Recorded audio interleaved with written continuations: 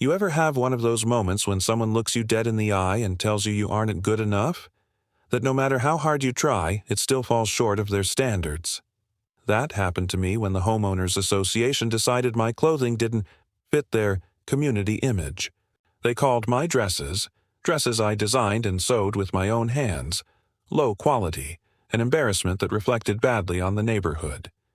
I remember palms sweating, jaw aching from clenching, trying not to let my voice crack as they basically told me my life as work was trash. I walked out with my face hot and my heart pounding, humiliation and rage swirling inside me. But I wasn't going to swallow it. Instead, I found the perfect reason to prove them wrong in spectacular fashion. We moved into this planned community a couple years ago. At first, the HOA felt like harmless rules about lawns and trash. I didn't expect how controlling and self-righteous some board members could be, especially one woman I'll call Karen. She ran the HOA like her personal empire, lived for the appearance of superiority, and had a smile that could wound while making you feel indebted for it. I'm a seamstress. What started with my old singer in my bedroom became a side business. Custom dresses I poured myself into. Every stitch mattered. Neighbors noticed. I got compliments and a few orders. But Karen had other plans. One day, I received a letter. I was operating a commercial business out of my home in violation of HOA policy. I wasn't running a store, just sewing, shipping, sometimes a friend picking up a piece. Meanwhile, a lot of others had side hustles. Yet somehow my sewing was the problem. When I confronted the board, Karen smiled that smug smile and said, "Perhaps if your work were more professional, we might overlook it. But frankly, the quality just isn't up to par. It cheapens the neighborhood's reputation." My blood ran cold. My dresses had 5-star reviews, happy brides, repeat customers, yet she dismissed them like bargain bin items. I wanted to yell, but I didn't. I realized this was about control and humiliation. If I exploded, I'd be playing into her hands. So I left, simmering, and promised myself they would eat those words. After that, the HOA nitpicked everything. My lawn was too long, my mailbox faded. Small things used as leverage. Karen was clearly behind it, determined to make me miserable. I sat in my sewing room staring at fabric, the sting of low quality echoing. Then an idea hit me.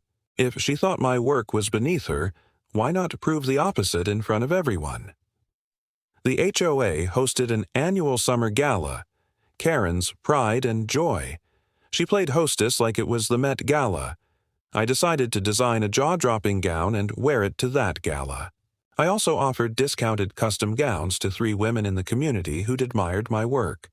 4 dresses total, 4 chances to command the night. Weeks of late nights followed, tweaking designs, hand-sewing beadwork, choosing fabrics that shimmered under lights. Every stitch became a declaration. By gala night, I was exhausted but certain I'd made something special. I stepped into a flowing emerald satin gown with a daring neckline and hand-sewn beadwork that caught the light like tiny stars. Conversations stopped. Heads turned.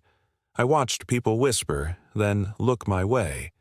And Karen, dressed in a stiff beige monstrosity, saw her confident smirk falter for the first time. Pure satisfaction. The 3 women I'd dressed arrived in gowns tailored to them and the neighborhood buzzed. People asked who designed the dresses. I smiled and said, "Just something I put together." Karen tried to dismiss me with a forced laugh. "Well, I suppose even a broken clock is right twice a day." But nobody cared. The next day, my inbox overflowed with inquiries. Word spread fast. Within weeks, I had more local orders than I could handle.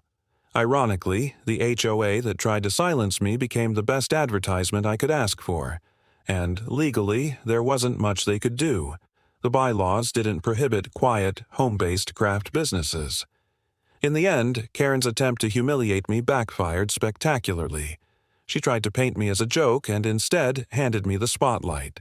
Every time I saw her afterward, tight lips, narrowed eyes, I knew she was bitter. And honestly, That tasted sweeter than any victory I'd imagined. Because sometimes the best revenge is quiet and powerful. Let your work speak louder than their insults. So to anyone who's ever been belittled, remember, the best response can be your success. Shine, and insults lose their power. What's the most satisfying revenge you've seen? If this story hit a nerve, subscribe for more, and tell me in the comments your favorite comeback moment.